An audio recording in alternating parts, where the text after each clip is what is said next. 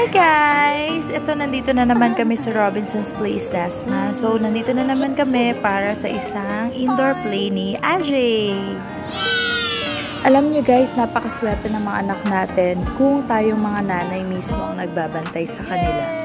Oo, from the beginning, nandun talaga yung sleepless nights, discomforts, and madaming adjustments.